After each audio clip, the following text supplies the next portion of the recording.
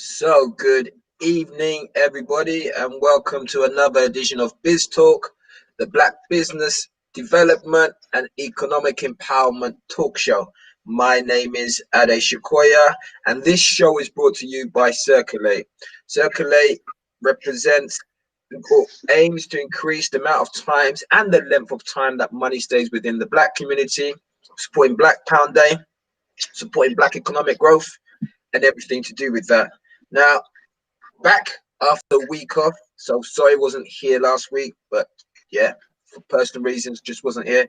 In reality, wasn't needed a break. There you go. That's what it was, right? Sometimes we need a break. And me and actually my guest right now, we're just talking about that offline, the importance of rest, especially if you're somebody who's trying to build a business or make a difference in whatever way. Rest is important. And that's a new discipline that I'm trying to learn.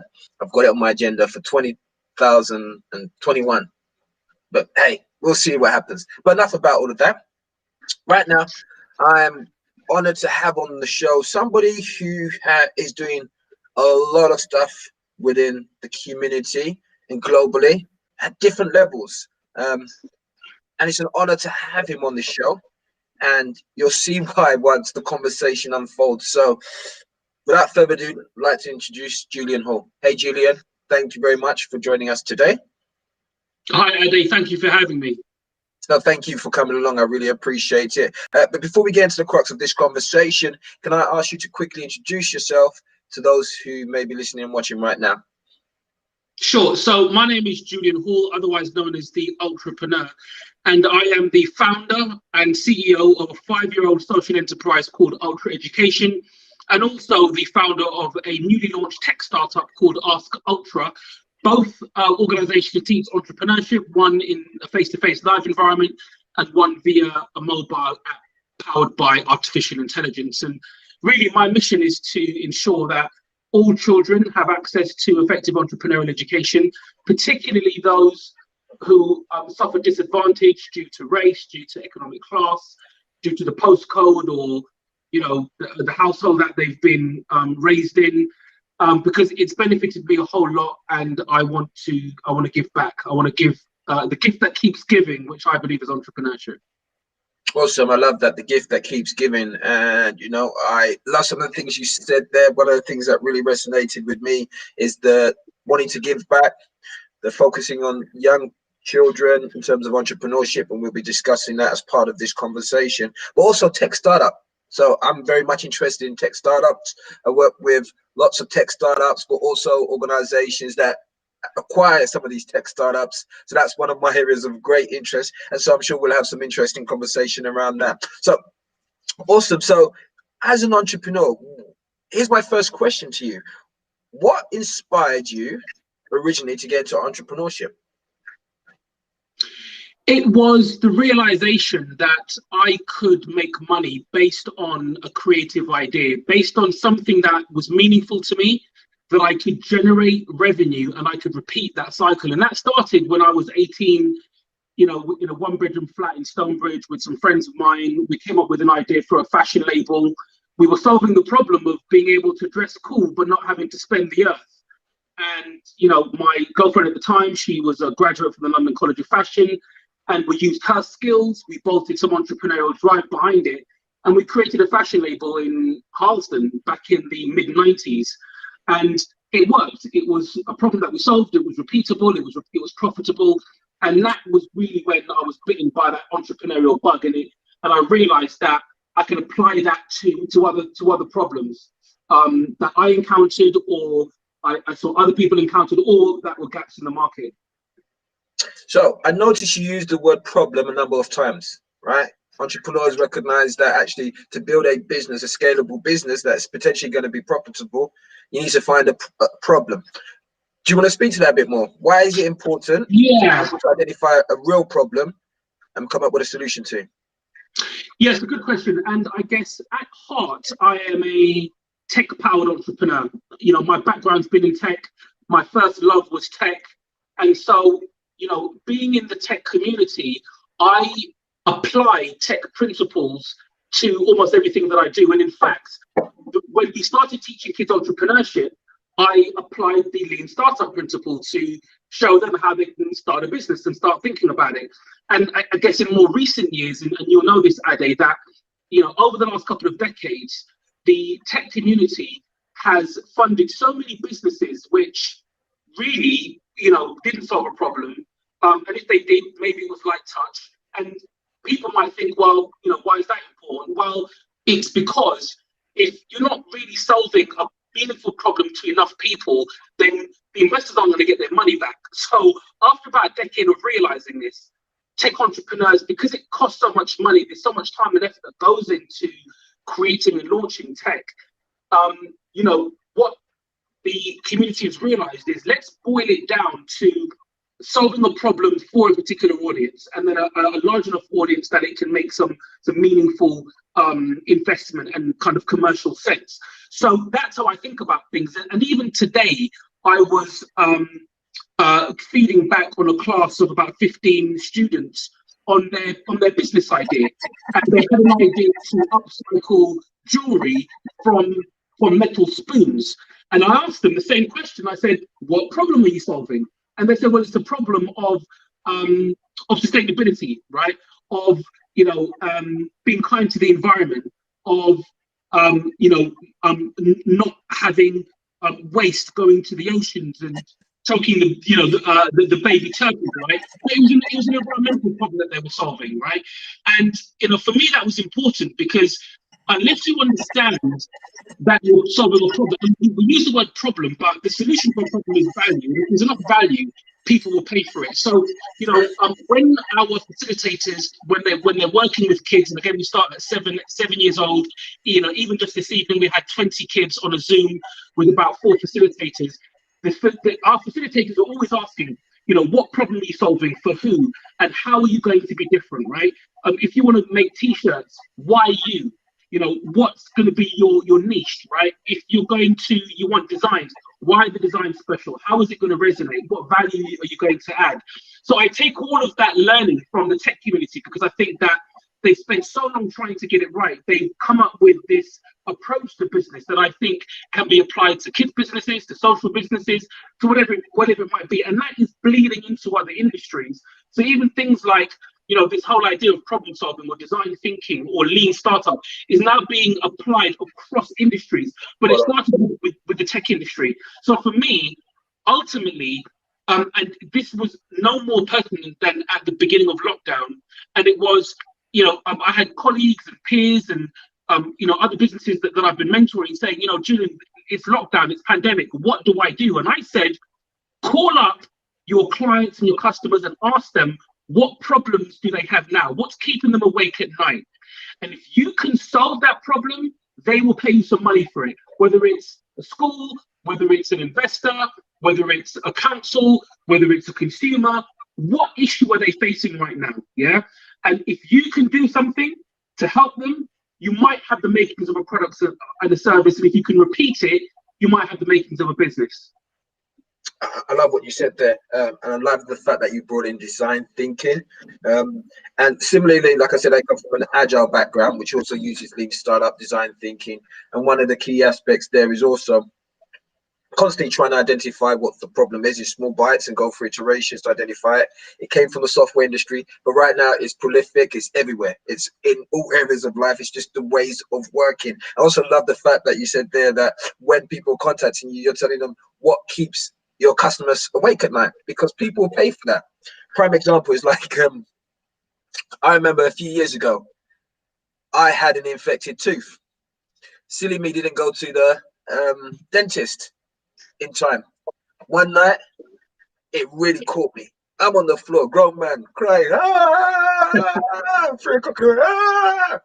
I phoned Harley Street. I need my tooth out, help. They gave me a bill. They told me how much it was. On a good day, I'd be like, you're crazy. I was in so much pain at that moment in time. They solved my problem. And I'm coming down there. I went down and I paid them. Right? I didn't even flinch, because I would have paid 10 times that amount just to get rid of that pain. Right? And it was expensive. It was about 700 quid just to have a tooth taken out. Do you know what I mean? So I hear you on that one. Pain is important. And maybe we'll get a bit more around to that later on.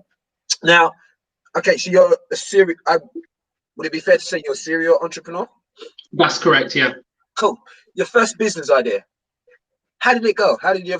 Was that the one that you spoke about in the Stonebridge? Correct. So I'd tell you the story. I was looking at a music video. It was TLC, and it had an artist called Left Eye who was wearing a spray painted dungaree. And I looked at it and I thought, wow, that looks really cool. But the problem was that we couldn't buy that. So, and it wasn't just what Left Eye wore from TLC, it was what most of the entertainers, the rappers, the singers back in the mid-90s over here, if we saw what they wore, we probably couldn't buy it in the shops, right? It wasn't accessible. The only way we could access it is if somebody made it. I was sitting next to my girlfriend who made clothes, and I said, how much do you think it would cost to make that spray painted dungaree? And she said it might cost £20. But I knew I could sell it for £100, right?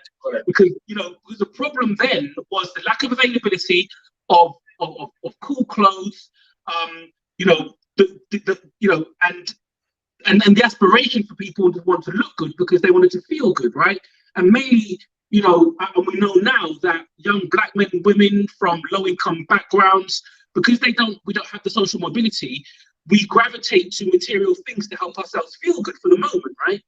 And so underlying that, and really I was solving a problem for myself because I wanted that spray painted dungaree, right? Sure. And so I knew if I could get it for a low price, I know other people would want it, and that's how the label started. Great stuff, awesome. What type of challenges did you face along the way? Good question. It was mainly about it was hard work because we'd come up with the designs, we'd go and get the fabric, we'd make them, we'd go and sell them. So, there was a benefit to being part of all of the each stage of that kind of process. But it was also a lot of really hard work. The margins were low, and you soon realized that you can only really make a lot of money unless, it was just the one person doing it, by selling in volume, right? So you might make, you might double up your money, but after you spent time, time and effort, driving around, marketing, all the rest of it, you've probably just covered your costs, right? And it was only 10, 15 years later when mentors came on the scene that I realized that actually you should be making hundreds of % profit in something like that unless you're doing it at scale, which is what the businesses like Pretty Little Thing and Misguided and Primark, when they do fashion, the reason why they can make money out of it is because they're doing it at scale. So the unit economics work out really, really well. So I guess even though it was something that we were passionate about, kept us out of trouble for a couple of summers, it was difficult to scale it because we didn't have the investment to be able to do it wholesale. Okay, so another keyword that you've been using, which I really like there, is repeatable. And then you've also been using the word scale. For me, I connect the two together. Why is scaling, or the potential for scaling, very important to a business that wants to be sustainable? So earlier on in my entrepreneurial career, it was about, okay, how much can I make in the week? And then it was, can I pay my rent? And then it was, can I pay my bills? And then it was, can I make enough money to go on holiday and buy a car? And so it was very me-centric, right? But then when I got past the point of being able to make enough money for me to sustain myself, I thought, now I need to actually get more people on board. I need some help here. So I need to hire people. I need to get an office. I need to get insurance. I need to put some money behind marketing, and now I want to release a book, so I've got to print that, and now I want to, market myself at an exhibition. That's going to cost a few grand. So I quickly realized that the model where I was effectively exchanging time for money, so even though I was working for myself, I'm still actually I've just created a job for myself, right? And so my ability to generate revenue was limited to my time, and I could do maybe 80 hours a week. I mean, when you're young, you can do that, right? But even then, it becomes difficult. And at that point, now if I'm doing 80 hours a week, the only increment that could increase my earning potential was how much I charged per hour or per day, and even that would hit a limit. It takes time for that kind of stuff to increase in value. And so I realized that the solution to all of that was to remove myself as the central mechanism for being able to generate revenue. And so I had to bring other people on board and leverage other people's time. And that's when I kind of went into my entrepreneurial 2.0 mode, when I was able to, develop an arbitrage model by hiring freelancers and other people to do work for me. And I would, make a margin on top of their work. And, so now I was able to scale a little bit more. But then I realized that you need lots of people to do that in order to scale even more. But that's when I, and that's when the internet boom happened around 2000. That was the makings of people actually leveraging technology, not just to, go on the internet and watch YouTube or access emails, whatever, but to actually scale a business, right? To take business functions that you could repeat without the need of a human being, and you could leverage platforms, whether you're leveraging social networks, whether you're leveraging media networks, to amplify your voice. Yeah, and that became really exciting to me because, the tech platforms meant that you could leverage the same kind of effort 10, 100, 1,000 times more than a human being, right? And so for me, when now you started to hear in the mid to late 2000s about all these companies becoming unicorns and IPOing in the stock market, I realized that actually it wasn't because they had 1 million people, right? Airbnb has maybe less than 10% of the employees that the biggest hotelier in the world will have, but they make more money, and it's because you can leverage tech to get a lot of. So for me, that's why I say scale. And it's scale because we have the availability of tech to be able to do that. It's a great use of it.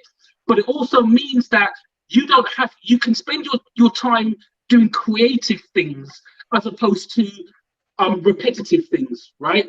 And that's for me where the human potential lies. It's in creative endeavors as opposed to just breaking rocks and repeating that process to try and draw revenue. Awesome. I think you touched on something really, really, really important there. That's really close to my heart as well. So I'm just going to see if I can quickly pull this up and share it with our audience. So this is what we call the cash flow quadrant. Don't get too hung up about that. But in effect, what Julian was just talking about is this quadrant here, self-employed. A lot of times we start an idea, we think it's a business, but it's actually fully dependent on us as individuals, which means we have to still trade our time for money, right? And depending on the size of that business and how quickly it grows, and depending on how repeatable you can create the right systems to go with it, after a while, that can actually become a burden. It's like, oh my gosh, I've created myself extra work here. So really the real goal is how do we quickly, as entrepreneurs, move from this quadrant of self-employed into that business owner quadrant. Now, I'm sure there's many different models out there that represent that, but that's kind of the essence of looking at how do we actually identify we've got a business. And number one, is it scalable as well? Is it scalable? Do we have enough customers? Or is it a seasonal type of business? Or am I going to run out of it? Or is it a friends and type business who buy every so often, and versus actually, can I get more people? Can I replicate this to get more people? Can I put in the data, the metrics that will help me to expand? Based on your journey and the work that you do, if you was to boil success in business down to one thing, what would you say it is? Happiness. Okay. What does that mean? So when I was younger, growing up, and this is the pitch that's given to most young people, and that is, if you do well in school, you go to college, university, you get your grades, you get your degree, you go and find a good job, you make some good money, you buy a house, you got enough money for holidays and nice things, and then you'll be happy. That is currently what young people are sold on. That's the motivation. That's the thing that adults are saying, you got to make money, got to get a good job because you've got to be able to buy a house and buy a car and, feed your family and do all the rest of it, right? But it's not true. It's not true. And we know it's not true because we know of millionaires and billionaires and celebrities and entrepreneurs who are the very opposite of happy, right? we know, you and I know, that in the entrepreneurial community, there are very successful entrepreneurs in the last, 10 years who each year you hear about really successful entrepreneurs committing suicide, facing depression. It's a real issue. And it's because we are chasing the wrong thing. So psychologists will tell you that, the human psyche puts us in a place where it's never enough. So if you are a thousandaire, you want to become a millionaire. You're a millionaire, you want to become a multimillionaire. You're a multimillionaire, you want to become a billionaire. Then you want to become a multi-billionaire. It's never enough. We never had enough stuff, right? I remember when a friend of mine, really into cars, this must have been 10, 15 years ago, his car was in the garage. He had a really nice car, might have been a Maserati or something, and they gave him a Ferrari, a kind of a 430, I believe it was. As whilst his Maserati was in the garage, right? So anyway, so he came to check me in this Ferrari, and he said, Jules, come, let's go take a spin. So we took a spin in his car, and it was exhilarating and stuff. But after about 5 minutes, I thought, is that it? Like, is this because the Ferrari is the iconic beacon of success, right? You got the watch, you got the car, you got the clothes, you got all the trappings of success. And I was in the car, and it was fun. And I thought, is that it? Like, this cannot be the reason why entrepreneurs and people are working. It can't just be for that. Because if it's just for that, then it's a waste of time. Because, I call it, it's exciting, it's fleeting, but it's not genuine happiness, right? And I know multimillionaires and people who you look on the outside, they're super successful, but actually what they want is a happier family life, is they want a stable relationship, they want good health, they want good relationships with family and friends. And this is actually why I came up with this idea of entrepreneurship, yeah? And it was the idea that it was really about holistic entrepreneurship. And it was to say to kids and young people that, the ultimate measure of success is happiness. Because if you're not happy, then nothing else really matters. Yeah, money isn't going to make you happy. Material things won't make you happy. All of these things that you're promised won't make you happy, right? Now, what's that got to do with entrepreneurship? We define an entrepreneur to a child and to anyone as someone who does what they love and they make money from it. And the philosophy behind that is this: most people hate their jobs. I don't mean dislike, I mean hate their jobs. Yeah, I know people who have become sick because of their jobs, right? Who have mental health and physical health problems because of their jobs, right? Now, entrepreneurs, on the other hand, seem to love what they're doing, right? Not all the time, but they're often driven by a passion, yeah? And that doesn't mean it's easy, but it's a bit like playing a sport. You might really love football or boxing or swimming or whatever it might be. Whilst you're playing it, it's still hard, but you're really enjoying it.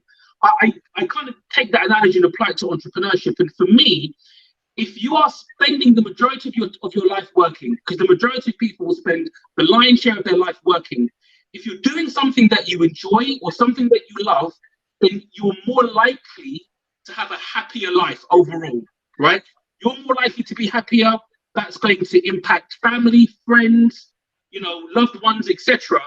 And for me, that's one of the measures, because, people can say, well, why don't you just have a hobby? Hobbies don't pay your bills, right?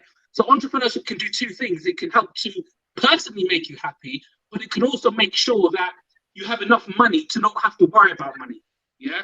And to be able to pay your bills and all the rest of it. You may not become a multi-gazillionaire, but you can sustain yourself, you can look after your family, doing something that you love, which to me will get you closer to being happier for longer periods of time. Awesome. Okay. So what are your personal thoughts about failure? So one of the most impactful lessons that I personally ever did when we first started was at a primary school in Watford, and I did a class on failure. And it was when I took failure and turned it into the acronym First Attempt in Learning. And I showed the kids, they were about 9 years old. I showed them this award-winning animation. It was about this little boy who was trying to create a plane that would like really fly, and he kept trying to get the wings to work and get the right, get it off the right with the wind underneath the wings, and he couldn't. And then this little pilot came out of the sky and showed him how to make the plane and all the rest of it, and it showed him failing and failing and failing, and then all of a sudden his little model plane flew. And it was a story of actually each time the plane failed to fly, there was a learning event there. There was a learning moment, right? Feedback, right? And each one of those learning moments got him to the plane flying. At the end of watching that, it was like a 6-minute thing. I got the kids to just draw, like on a A1 piece of paper, like a montage about that animation and the word failed. And the teacher said it was the most amazing lesson she'd ever watched, because in school failure is bad, right? But what I was saying to them is, no, failing means that you're learning. Yeah. And so and I truly believe that, and I embody that, because I fail all the time. Right. So when people congratulate me and say, oh, Julian, we saw you won this award or this thing or this accreditation or this nomination, whatever, what they don't know is for everything that they see me win publicly, I've had 10 things that haven't gone well, right?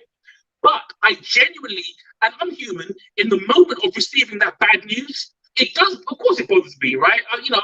Sometimes I'm like, oh man, I was really hoping for this one. But shortly after, I think to myself, right, what can I learn from this to improve? Because I want to go again. I'm not going anywhere, right? So I'm going to do this again. But what is it that I need to learn? And I think for me, and again, this is from the tech startup thing, is to say, fail fast and fail forward, right? So it's easier to fail with £100 than £100,000. It's better to fail in 6 months than 6 years. So if you're going to fail, let's get it out of the way quickly, cheaply. Let's see what we can learn. Let's rinse and repeat and keep going. It does take some resilience, though, to be able to do that, which is the thing that the tech community sometimes forgets, right? But for kids, it's about how do we build that resilience so that when they do fail, it's okay. And it's just about having a supportive mechanism as they go through that journey. I love what you said there. I mean, I always say to my clients that I work with that failure and success are two sides of the same coin. That, and my mantra is actually fail fast, fail early. Same thing, rather than spending $1 million, let's spend 100K, or like you said, rather than spending a couple thousand, let me spend 100. Let me work out quickly and find out actually this is a flawed idea. Let me find out after 6 months rather than 6 years. I've mortgaged the house, everything's like, right? No, we don't want to go down that route. We want to be able to do that quite early. And here's also the analogy that I typically use when I'm working with clients, helping them to understand that concept. Because you're right, schooling, society has taught many people that failure is bad. But the example that I typically give is, think about children, right? I've got 3 boys, and I say none of them walked from day one. It wasn't a case of that they took their first step and that was it. They'll start walking. Imagine if we treated our children like that. Right, when the child's about to take the first step, come on, take that first step. Take that. God, oh no, you fell over. It's never gonna work. You're a failure. We don't do that. We keep encouraging them, and then they learn, and then they eventually get to the age where they won't stop walking or running, even if you tell them to. It's like, so that is all part of the journey. We have to fail to learn, and to me, failure takes on a whole different meaning depending on the mindset that we have approach it with. It's all part of the learning cycle. If I don't know it, I need to know it, which means I ain't gonna get it right. And like you, I pride myself on, I failed many times, and I hope I continue to fail many times, because it's in failure that we find success, especially when you're innovating, right? Absolutely.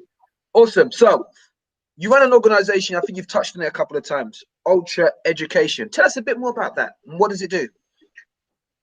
So Ultra Education is a social enterprise which is designed to teach entrepreneurship to kids from 7 years old, from disadvantaged backgrounds, mainly from the Black community. And we use it as a way to transform their lives and to increase their life chances. So I'm heavily into business models as well. You've just mentioned a form of business model, social enterprise. Do you want to expand quickly just for some of the listeners who might not be familiar with what it really means? Sure. So in a normal enterprise, the driver and the KPI, the North Star, the thing that a normal business will be going for is turnover and profit. That's what you try to do. You try to make money. You're selling a product or service. You're really trying to make money and make more money. That's how you would typically measure success in a for-profit organization, in a normal enterprise. With a social enterprise, the profit is also impact. So yes, you want to make money, you want to be able to be sustainable, you want to be able to grow, but actually one of the key metrics, in fact, the North Star, the key objective of a social enterprise is to help their target beneficiary. So for some people, that's the homeless. For some people, that's women. For some people, that's the disabled. For some people, it's children. For some people, it's unemployed young people. For us, it's children and teens between 7 and 18. And some people use sport. Some people focus on mental health. We focus on using entrepreneurship as a way to improve the lives of those who wouldn't typically have access to entrepreneurial education and opportunity. And social enterprises are very much heavy on solving global or local problems, right? About providing solutions. Spot on. Okay, yep, go on, carry on, please. So yeah, you're telling us a bit more. Thank you for expanding. So for me, when I as an entrepreneur, it dawned on me relatively quickly that just generating revenue and profit wasn't fulfilling to me. It's the reason why when you see really successful people who made lots of money or celebrities, they spend a lot of their time giving back. The reason why is because money doesn't fulfill them. And again, it's one of those lies that kids are told, right? You make all this money, you'll be happy and stuff like that. What actually happens is people who end up doing really well later on in life, they turn towards a cause that they can power because they realize that human beings are built to find meaning through purpose, and purpose is really another way of saying you're helping someone or something. You're doing something to improve, because on a very philosophical level, human beings shouldn't just be here to eat away at the Earth's resources, right? Otherwise, what's the point? That's the definition of a parasite, yeah? Human beings should be here to solve the world's problems. That's what we should be here for. Otherwise, what's our purpose? What's the function of a human being on the planet Earth? So for me, that translates into social entrepreneurs, as you very well said, solving local or global problems. I think for me, what excites me, and the reason why I'm so driven by what I do, is because I believe that it's not charities any longer that can most effectively solve the problems. It is entrepreneurs, right? Because entrepreneurs see things very differently. They are driven in a very different way, and they are problem, solution focused and orientated. And so I cannot wait for the day, and this is happening across the board, where entrepreneurs point towards the problems around the world, whether it's water, poverty, hunger, environment, education. Entrepreneurs, the only thing that entrepreneurs haven't yet really applied themselves to is things which, for me, affect the Black community in a real way. They haven't, charities have done it, but not real thoroughbred entrepreneurs haven't said, we're going to apply design thinking to knife crime, to stop and search, to the disproportionate number of young Black boys in prison. That hasn't been done yet, and I'd love to do it, but I can't do everything, right? Of course, I appreciate that. So for me, this is why entrepreneurship for me is so important, because if entrepreneurship can be used to solve, buying things more quickly with one-click shopping, or getting a cab more quickly, right, or payments and things like that, if it can change the way we do all of that, change the way we digest content, interact with each other, technologies that will connect us on a video platform like this, then we can point it towards problems that are impacting people's lives in a very, very serious way. And hopefully you've touched on a couple of things there which really kind of resonated with me there, and hopefully we'll have enough time to touch on them. Ultra education. So, and I'll cut you at that point when I was asking you to explain what a social enterprise is. What is ultra education? Who's your target audience? What are the outcomes that you're aiming for with it? Sure. So again, we're an education company that seeks to make education ultra. Ultra is really the Latin word to go beyond. And for us, it's about going beyond academics, going beyond academic achievement, and actually the potential of a child or a young person, right? Now, people can tap into the potential of a human being through sport, through music, through drama, through creative industries, and all the rest of it. For me, we're using entrepreneurship as the vehicle to tap into the potential of people, right? But the difference is we're starting with kids. Right. So any successful entrepreneur will tell you that their personal development journey has been huge, and entrepreneurship's powered that. All I'm saying is let's start that younger. And the reason why we start it younger is because the life chances of lots of children around the UK are lower than the average. And often it's because of social class, it's because of geography, it's because of race. And very pointed towards that are Black children and teens, right? They're disproportionately affected by a number of societal issues. And for me, really what I'm doing is trying to reverse engineer what should have been a statistic for me. So statistically, I shouldn't have achieved half of the things that I've achieved in my life. I just, according to the stats. So I've blown out the stats by maybe 10 or 20x. And so some people say, well, that's lucky or whatever. I know it wasn't luck. I know it was hard work. I wasn't born with any special set of skills. Nobody sprinkled pixie dust on me when I was born. I was born in a very, very an area of disadvantage. I had all of the usual issues, but I believe that entrepreneurship gave me that edge. I believe entrepreneurship was a thing that propelled me to develop the mindset and the skill set that has helped me to level up, right? And I just want the same. That shouldn't have been a mistake for me, is the point. I shouldn't have stumbled on it.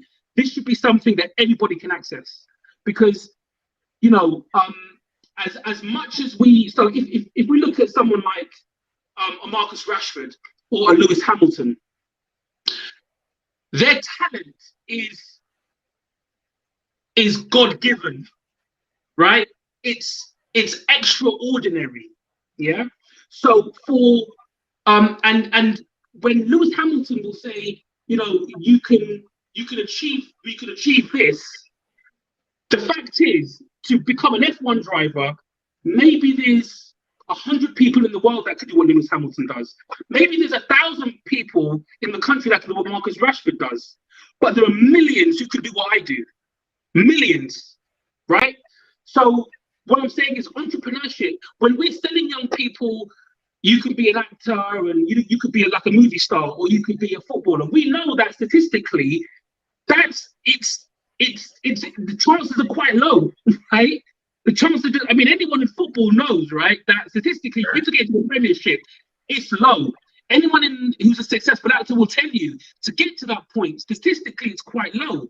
I'm not saying kids shouldn't go for those things, go for them, but what I am saying is that statistically, it's far easier to become a successful entrepreneur than it is to attain the things that are pushed on kids. Let's have a balance of what's being pushed on them. Push being an F1 driver, a baller, an actor. Also, let's push being an entrepreneur. Let's push being in tech.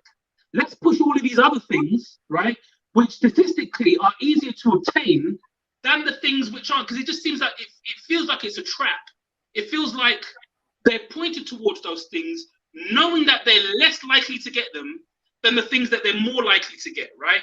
So, that's my kind of little rant, because, I just think that the other option, because you go from being an F1 driver or baller all the way down to working in retail and construction, there's no bit in the middle, right? It's not as if they say, well, you can be an F1 driver, you could be a footballer, you can be in the NBA, and then you could have a high-paying career, or you could be a top lawyer. It goes all the way down to, you're probably going to work in construction, you're probably going to work in retail, you're going to have a low wage. That's kind of where it drops. There's no middle ground, right? And for me, that's the thing that really bothers me, and again, the availability of entrepreneurship has never been greater than it is now. But the access to entrepreneurial education doesn't seem to get to the people it should. So I think you've really touched on some really key points there, especially in regards to young people. And I know we've been talking a lot about tech as well. And a lot of young children, I mean, they've grown up around tech. That's what they know, right? That's their reality. So it makes sense, especially in my personal opinion, experience, tech is an enabler.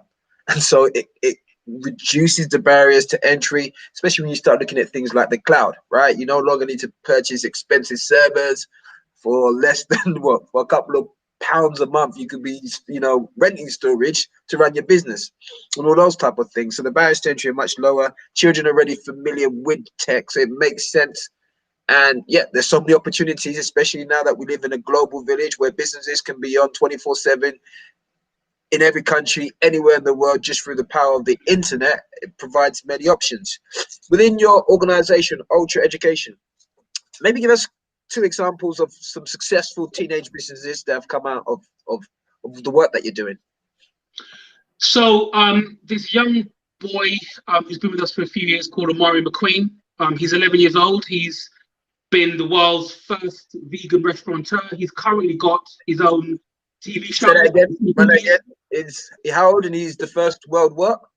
Right. So 11 years old. His name is Amari McQueen. He's the world's first vegan restaurateur. He was given a pop-up restaurant at Box Park. He's been featured on Sky News, ITV, BBC. He's currently got his own TV show on the BBC right now, as we speak, every Sunday morning at 9:30. And he's done extremely well. He's a kind of a shining example of what's possible when you solve a problem, you do something you're passionate about, you get a lot of support.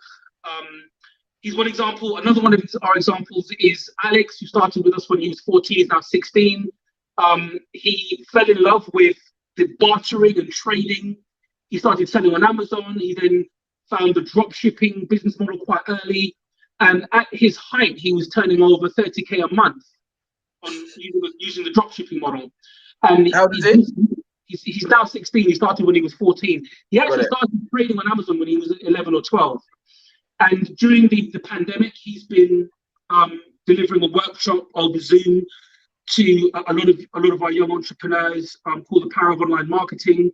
And, we're talking audiences of 60, 70 kids at a time, all under the age of kind of 16. And so, those are just 2 of the examples of a younger kid and an older teen that have just done really, really well. Well, I want to say congratulations to you and your organization. I mean, that to me is amazing. We hear so much about young children, and a lot of the time it focuses on the negative things. Whereas what we don't seem to hear is a lot more of these type of stories, which are in many ways are inspirational. That these young children are making the sacrifices, the investments required to build themselves up. Because let's face it, to be successful in business, it's about self. You've got to be able to build this up. You've got to build up resilience. You've got to build up this in order to succeed out there. It's not the other way around, right? And so for them to be doing that at a young age, to me, that's awesome. Which also begs the thing that I also say as well. We speak a lot about some of the children that we see getting caught up in stuff. But many of them demonstrate the entrepreneurial spirit as well, right? They buy, they sell. They know the difference between profit and loss. How to protect their own interests. Yeah, and I guess, but the thing is this is the social construct, and in America they call it the trap, and it's actually because that the options are limited. So if you say to young people, look, you need to reach for the stars and you need to be the best you can be and all the rest of it, but then you don't give them mechanisms to exercise that, they'll find their own ways to do it, right? And that's what's playing out. I remember about 6 or 7 years ago, I was asked to give a talk at London Probation in Victoria. And it was because, in our work, we work with and mentor lots of youth offenders and young people on probation and things like that. And the person speaking before me was a police officer of the initiative at the time which was, Operation whatever it might be, to kind of lock down on drug crime and stuff. And he stood up there and he said, yeah, there was a young gang in South London, and we confiscated, or we managed to arrest £2 million from them. Yeah. And I was waiting for the applause. I was waiting for someone to give them a round of applause, or for him to say, you know what, we're now supporting them and retraining them and helping them learn how to transfer their skills into. Of course, he didn't say that. He just locked them up. And what I wanted to say is that I know tech startups who have been given 10 times that and can't make 10% of that back. Right?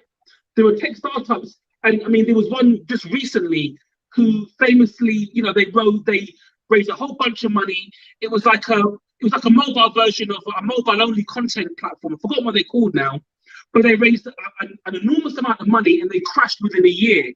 But yet you've got these so-called uneducated gangs of youth in South London who could generate £2 million, right?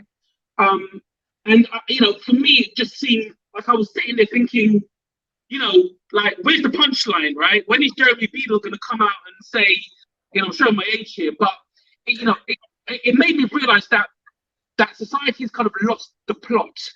So instead of penalizing that gang, somebody should be taking them into industry and giving them other options, because it should be clear to everybody that they will only exercise the options that are presented to them, right? And if you don't present aspirational and desirable options, young people are going to find them for themselves. I think you've touched on some really interesting points there. And I look at it from a two-sided approach, which is one, totally 100% agree that without options, these children will go out and create their own options, whether society thinks it's right or wrong. I believe that there's a certain aspect of society which intentionally limits the options so that they have very few options to choose from. Also, going back to what you spoke about there, and sometimes when I say this, for some people it doesn't go down too well, but I'm going to say it anyway, that as a community, there's some responsibility on us. It goes back to what you're talking about, social enterprises and entrepreneurship. If we are not creating the jobs for our young youth to step into, if we're not creating the infrastructure and abilities for us to help them to take what they clearly have as skill sets and use it in a positive way, when they go out and create their own options because they feel limited in the options, then rather we should be supporting them rather than kind of demonizing them and saying, yeah, look at you, look at you, look at you. And I seriously feel that as a community, and obviously this doesn't mean every single person, but as a collective, there's some ownership on us, right? No, I couldn't agree more. And, look, I've got friends of mine who, they make six figures. They're great. They're good. They wouldn't think about employing a young black man or woman. The thought wouldn't cross their mind, right? And it's not because they're bad people. It's just because, it's probably been too difficult for them to achieve what they've done. And human beings, they want to protect, they want to protect their success. They want to, but there's also a fear mechanism, right? So they will kind of devolve the responsibility of the ills of society on the government, on schools, whatever it might be, and then complain when those things don't work. But they won't necessarily do anything about it themselves either. And I get that. Again, it's a protective mechanism. There's a lot of fear. There's a lot of misunderstanding. They perhaps don't know it. They have to come out of their comfort zone. All the rest of it, right? But it doesn't change the fact that there are enough black professionals and business people and all the rest of it in the UK to make a bigger dent on creating opportunities for young people. There just is. But for lots of reasons that, again, I completely understand, we're not meeting that need. Yeah, we're just not. And sometimes I think that it will take a few of us to create enough momentum to maybe encourage others. And or we've got to work with, you know, other communities maybe who have similar problems that want to help, and we rise with the tide. You know, there isn't going to be a one size fits all answer to this. There's going to be a number of different ways that we need to approach this problem until we find something that works. It's a little bit like the tech problem, right? So how can we fail early on this, right? And how can we learn and iterate?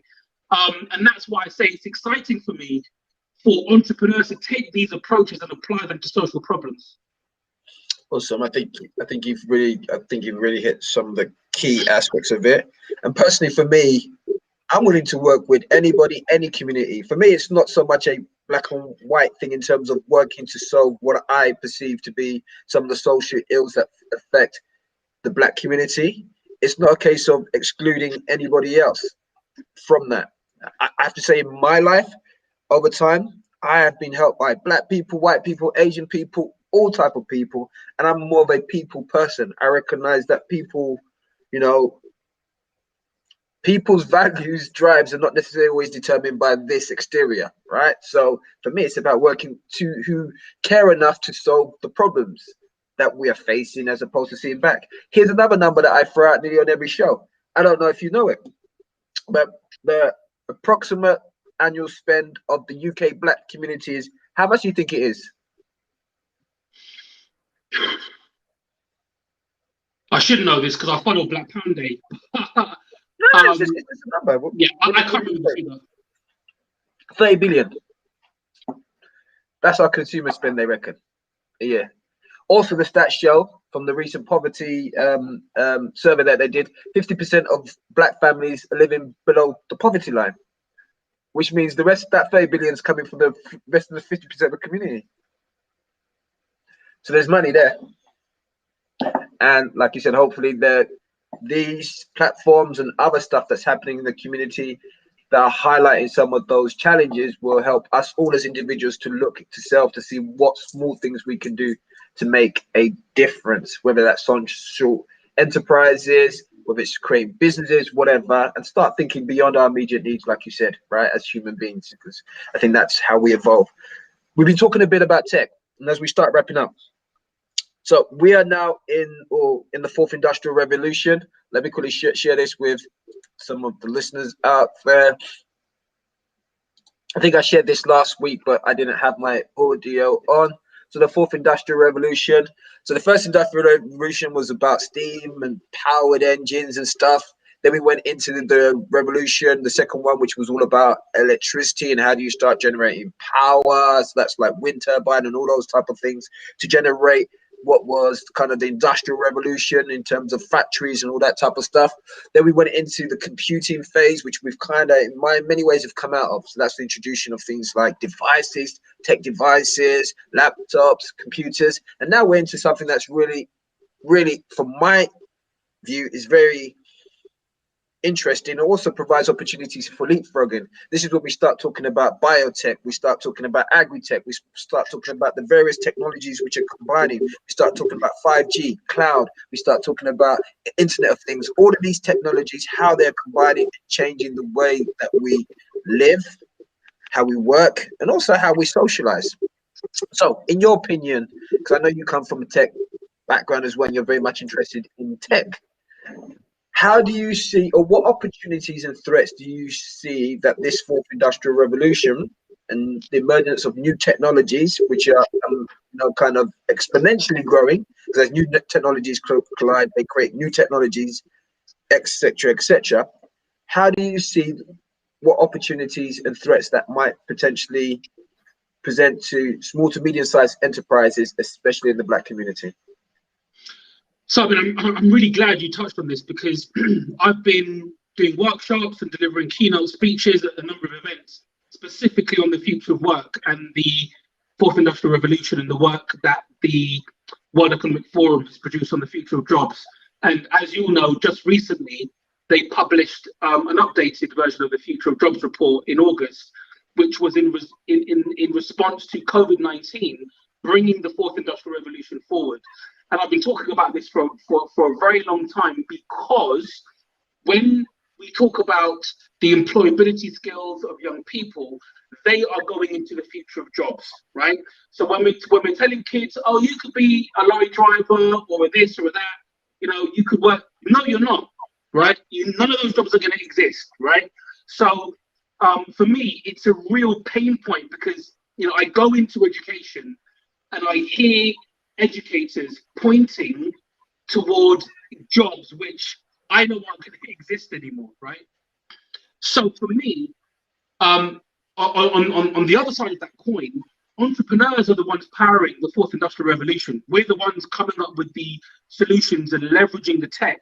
The technologists will be coming up with the technologies, but it's the entrepreneurs that will leverage those technologies and turn them into things that we will exercise in our daily lives. And for me, that's where children and young people need to be focused. And just recently, I've been working with data scientists, blockchain experts on how you can explain data science to a 9-year-old, right? And it's actually a fun exercise, right? And Okay. how do you turn that into a story? How do you turn it into a game? Because at the moment, right, when we say IoT, AR, VR, blockchain, crypto, AI, machine learning, I mean, most adults don't know what that stuff means, right? But for me, who's telling this to because the kids are going to be the ones that are going to inherit the fourth industrial revolution in the main. Who's teaching them about this stuff? So we're just letting them, walk into a brick wall on this stuff, right? So for me, the main challenges and opportunities exist with children and young people. That's my focus. But to answer your question, this now means for small businesses that you need to adapt or die. It's as simple as that. Adapt or die. This isn't something that's coming in another lifetime. It's not happening in another, dimension or another universe. This is happening now, right? And it's going to happen at speed. So if you, as a small business, and for me, this is actually with the opportunities, because Jack Ma, the founder of Alibaba and AliExpress, said that what all of these technologies will enable humans to do is to spend more time doing things that they love, creative works, desirable, activities and outputs, stuff that, the kind of the human spirit and the human ingenuity and creativity isn't something that any of these technologies are going to be able to replicate, not right now anyway. And actually, that's the stuff that humans enjoy doing the most. So let's do more of that, because, and also Jack Ma will say that it means that we won't have to work as much as we work. We won't have to work the number of hours, right? So even in my organization, we're using automation tools like Zapier and other things to automate processes that are sitting in our organization, so that the people that are working in the team can do something more interesting but more meaningful, right? Something more meaningful, something that's actually going to keep them more interested, develop them as humans, and impact the kid that we're working with. So it's not just tech for tech's sake, right? So I think for me, the opportunity for small businesses is actually to help them adapt more quickly. Adopting new technology can help make their workflow easier and enable them to work on new ideas or facets of the business that they perhaps have. You don't, and you just bury your head in the sand, then your business will die. Another business who was adopting this stuff will take it over, right? We're looking at Amazon. Amazon is eating everyone's food, right? Jeff Bezos said the three things which they're focusing on is price, delivery, and selection, right? Those are the three things that Jeff Bezos says humans will always respond to that.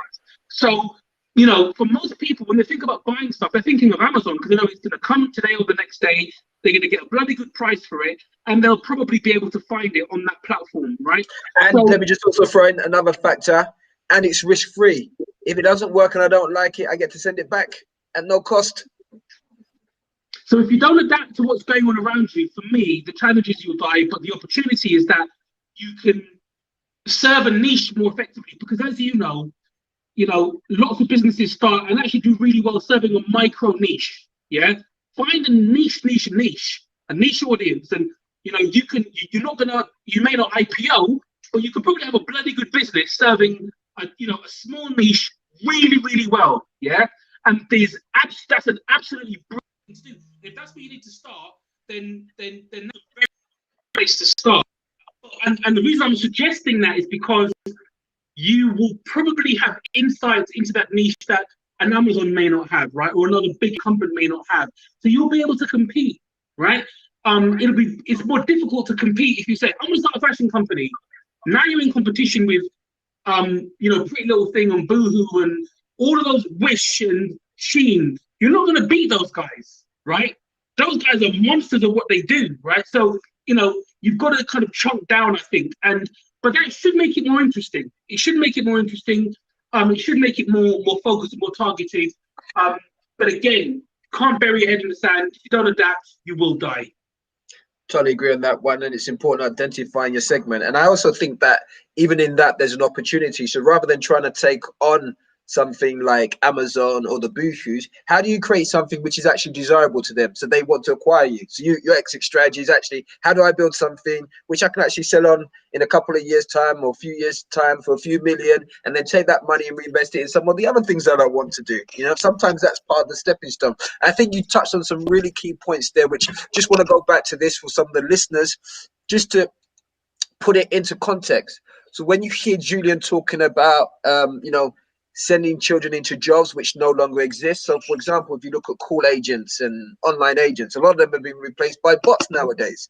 Those are people's jobs that were going, right? Technology. In a lot of organizations that I work with, we look at how do we introduce things like testing automation and DevOps pipelines. So this is all just automated ways of pushing code into life.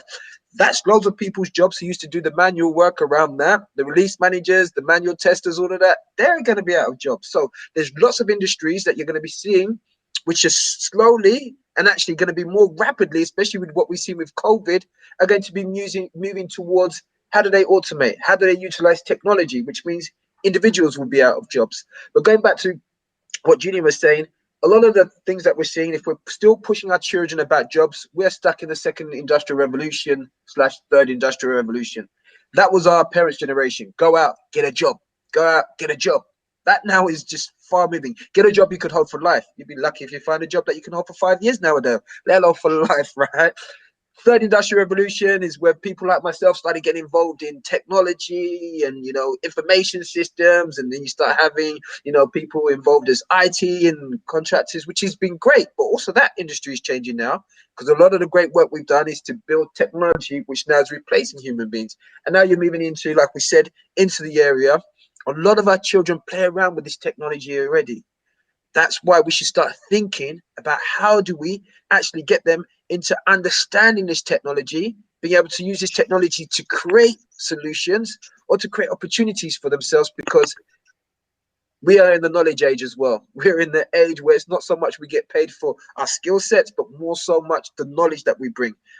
And that's going to be, especially what we see with COVID, that's going to be the trajectory.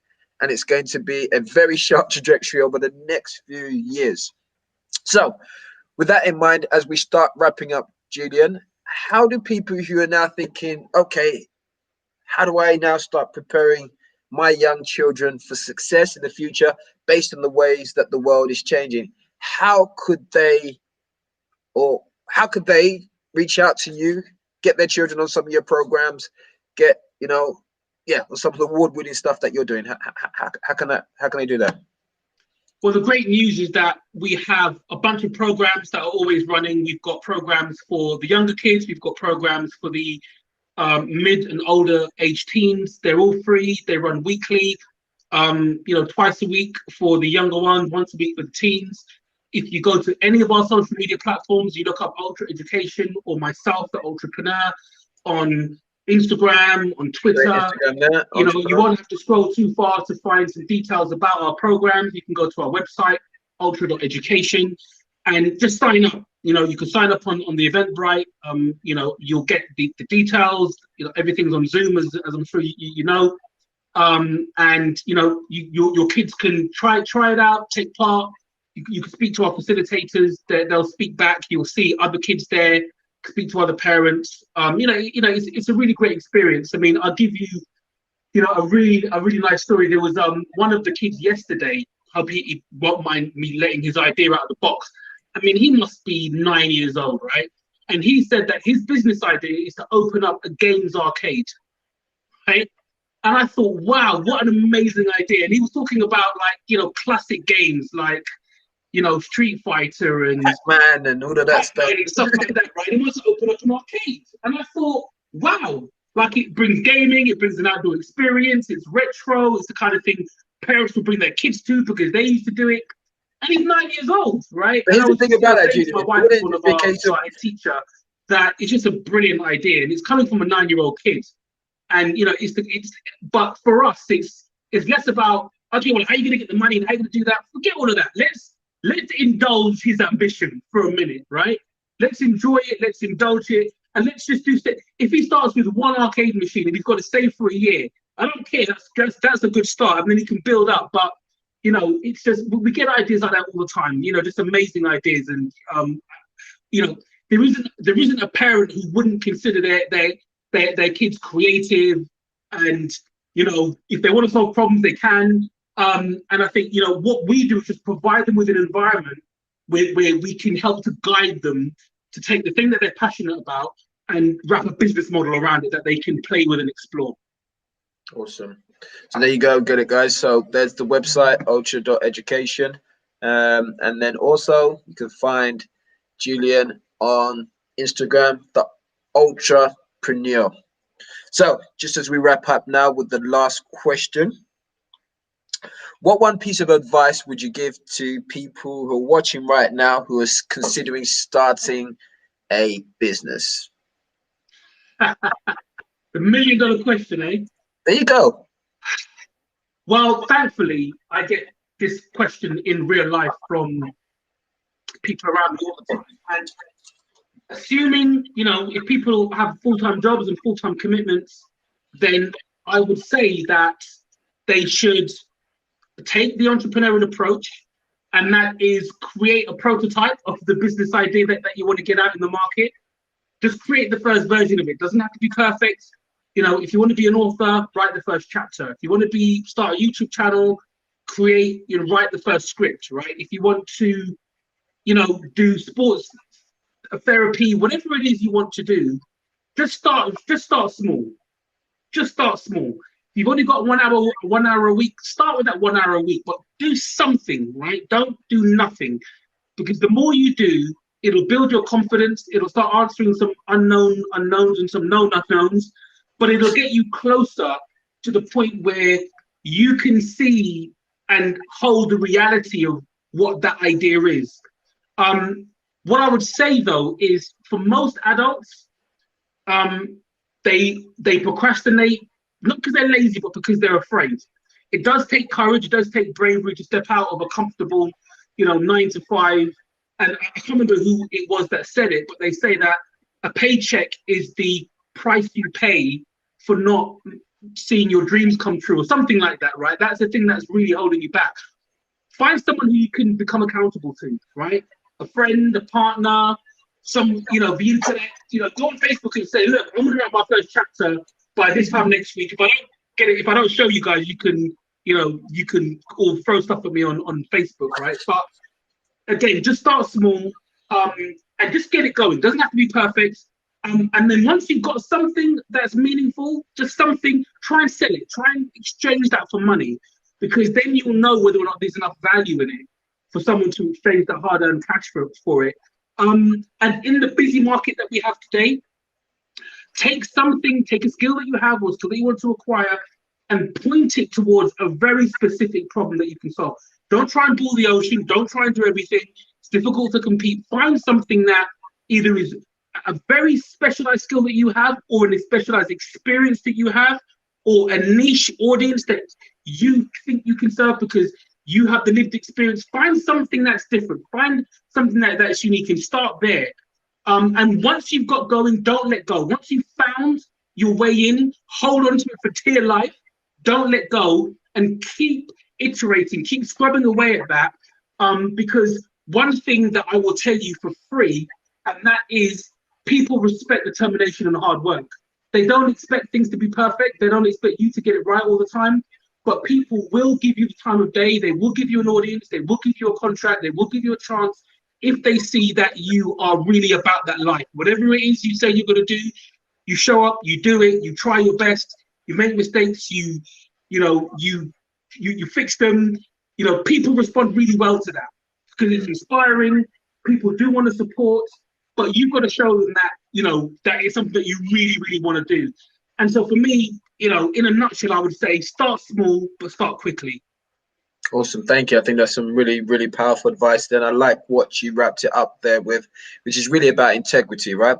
It's about being consistent and showing up. And it's like we see many times with many investors. A lot of the times, investors are investing in the individual. It's like, yeah, it's a great idea, but who's the individual behind it? What's their character? Or actually, it's an average idea, but based on their character, I think I could work with them to make this a great idea. But that's a great idea, but that person, nah, I can't work with them. So you know what? I'm gonna let that one go. And yeah, I hear you. There's the stuff that we know. There's the stuff that we know we don't know. There's the stuff that we don't know we know. And then there's always those unknown unknowns.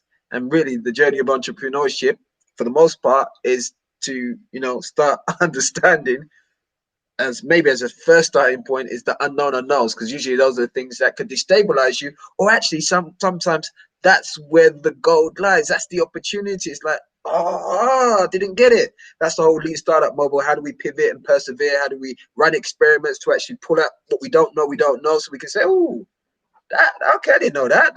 Okay, that's good. Or, oh, didn't know that. I'll leave that one. I'm going that way. Right?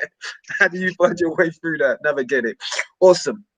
So once again, here's Julian's website. Get over there, ultra.education, and then you can find Julian on the Ultrapreneur. And once again, so you can join the Circulate Facebook group. So just type in Circulate. You can follow Circulate on Insta. So that's Circulate the Black Pound. And you can also get us on YouTube, which is Circulate, where this video will also be uploaded afterwards, but it's streaming live there right now. So Julian, all that's remained left now is to say thank you ever so much for taking the time out. We've run a bit longer than usual, but that's a demonstration of the value that you've offered, that you've given to the listeners. Want to commend you on the work that you're doing in the community. So well done to you for that. And all that's left for me to do now is to wish you an abundant success in all that you're doing. And we look forward to, seeing and following your journey, and also the journey of those young people who you're inspiring and showing them new possibilities. So once again, thank you ever so much. And then to all our listeners, thank you for joining us, or for anybody who's watching live or about watching it right now. Join next week, Tuesday, 8 p.m., where we'll have another guest on the show. And next week, we're going to be looking at how to deal with depression and, the challenges mentally that go along with that. So please do not miss that. Once again, Julian, thanks a lot and have a good evening. And to all our listeners out there, thanks a lot once again and have an awesome evening. Alicia Koya, Biz Talk. See you soon.